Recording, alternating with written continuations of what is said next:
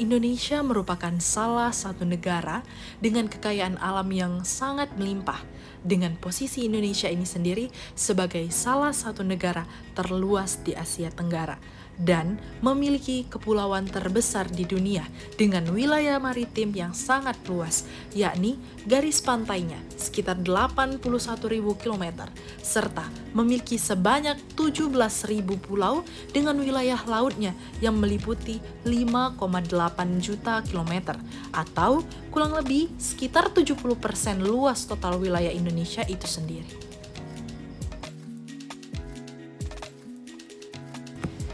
Indonesia juga terletak dalam wilayah dua benua, yakni benua Asia dan benua Australia, sehingga Indonesia sangat marak dilewati atau dijadikan jalur perlintasan antar benua tersebut, mulai dari perdagangan, bisnis, pariwisata, dan lain sebagainya. Indonesia juga memiliki kekayaan tambang yang sangat melimpah. Bahkan, Indonesia juga beberapa kali menjadi salah satu penghasil tambang terbesar di dunia. Tambang-tambang itu sendiri mulai dari emas, tembaga, batu bara, minyak bumi, timah, nikel, dan lain sebagainya. Karena kondisi Indonesia yang strategis inilah dapat memberikan ancaman-ancaman baik dari luar maupun dari dalam terhadap kedaulatan bangsa Indonesia itu sendiri. Maka dari itu, untuk mengatasi dan mencegah adanya ancaman-ancaman tersebut, Indonesia dapat memperkuat sistem pertahanan negaranya, salah satunya dengan meningkatkan kesiapan prajurit tentara Indonesia dengan fasilitas-fasilitas yang mumpuni. Tentara Nasional Indonesia merupakan komponen utama yang akan melindungi negara saat adanya suatu ancaman. Menurut data The International Institute for Strategic Studies atau IIS, Indonesia memiliki 395.500 personel tentara aktif sebagai komponen utama dan pada tahun 2023, Indonesia telah melantik sebanyak 2.497 pasukan komponen cadangan yang akan membantu komponen utama dalam melaksanakan tugas bela negara. Saat ini, jumlah prajurit Indonesia masih menempati posisi ke-8 se-Asia dan urutan ke-14 di dunia, menurut ASMI et al. 2019. Berdasarkan data tersebut, pemerintah, terutama Kementerian Pertahanan, menjadikan hal ini sebagai suatu perhatian dalam upaya penguatan unsur alutsista yang modern dan handal, terutama rompi anti peluru.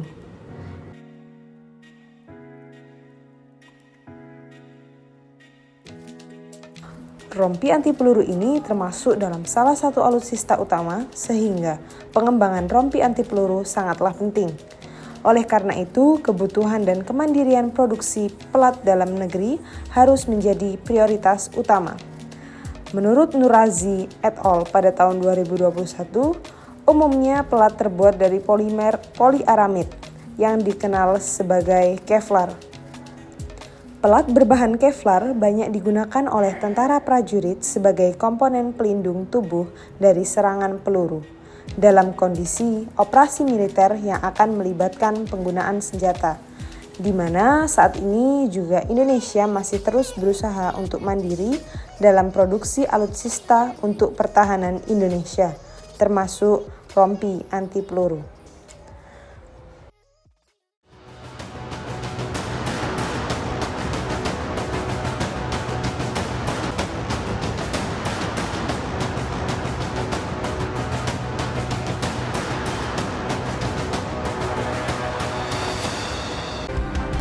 Saudara, pemerintah berupaya Upaya agar alat utama sistem pertahanan atau alutsista bisa diproduksi di dalam negeri. Targetnya 50% alutsista bisa diproduksi secara lokal.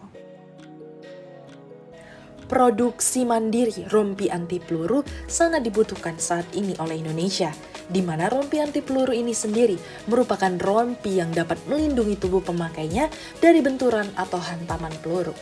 Rompi anti peluru ini dirancang untuk melindungi organ utama tubuh kita akibat dari serangan, terutama serangan peluru tembakan. Rompi anti peluru ini biasanya digunakan oleh pasukan-pasukan seperti TNI, Polri, serta pasukan pengamanan dalam menjalankan tugas di lapangan yang dapat mengancam keselamatan karena adanya kondisi yang genting. Maka rompi anti peluru ini digunakan untuk melindungi pasukan-pasukan tersebut dari serangan-serangan berbahaya seperti peluru tembakan atau percikan dari granat. Rompi anti peluru ini menjadi salah satu unsur alutsista yang sangat penting dan dibutuhkan di Indonesia untuk menyempurnakan perlindungan terhadap prajurit-prajurit tentara Indonesia yang akan menjaga kedaulatan dan keamanan negara Indonesia. Namun, hingga kini, Indonesia masih saja terus mengimpor kebutuhan rompi anti peluru berbahan Kevlar dari Belanda maupun Korea Selatan dengan harga yang tinggi. Rompi anti peluru berbahan Kevlar ini dinilai masih cukup mahal untuk diproduksi massal di Indonesia, sehingga membuat banyaknya penelitian-penelitian mengenai bahan pengganti Kevlar dan bahan bakunya tersedia di dalam negeri. Adapun salah satu kandidat material polimer yang memiliki sifat mirip dengan penyusun Kevlar adalah serat nata de coco.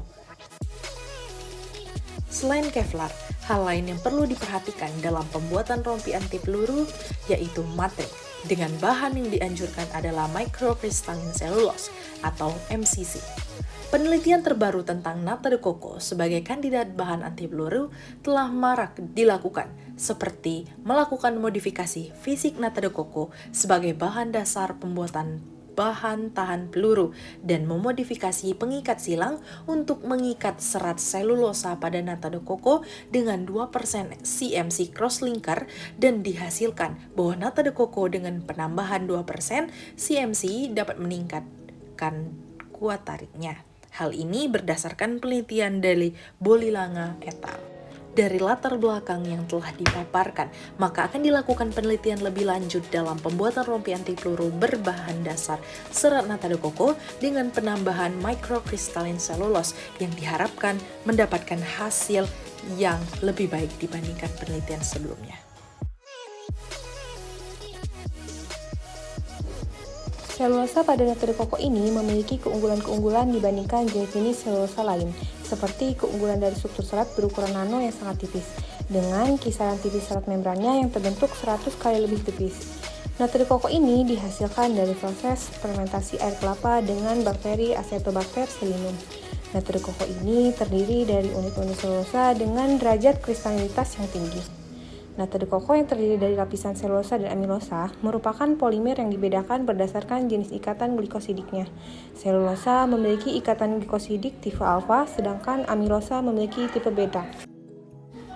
Kandungan selulosa nata de coco ini memiliki sifat fisik seperti memiliki kemurnian, kristalinitas yang baik, kekuatan mekanik, dan porositas yang tinggi, memiliki kapasitas dalam penyerapan air yang cukup, serta mudah terurai. Oleh karena itu, nata de coco berpotensi untuk dikembangkan lebih jauh dalam pemanfaatannya. Salah satunya adalah sebagai bahan pengganti Kevlar dalam pembuatan rompi anti peluru yang diharapkan akan menjadi bahan pengganti yang lebih ringan, efisien, dan dapat diproduksi sendiri oleh Indonesia. Sehingga negara Indonesia tidak perlu mengimpor rompi anti peluru berbasis Kevlar yang dapat memakan banyak biaya. Berdasarkan studi literatur yang dilakukan dalam penelitian ini, telah dilakukan modifikasi fisik nata de coco sebagai bahan tahan peluru. Namun, modifikasi dari pengikat silang untuk mengikat serat selulosa pada nata de coco belum pernah dilakukan. Pada penelitian ini dilakukan pengaruh mikrokristalin selulosa atau MCC sebagai pengikat silang terhadap sifat fisik nata de coco untuk bahan pembuatan rompi anti peluru. Kombinasi keduanya ini berpotensi menjadi produk Kevlar yang menggunakan bahan baku murah, ringan, serta mudah didapat dengan tetap memenuhi standar militer.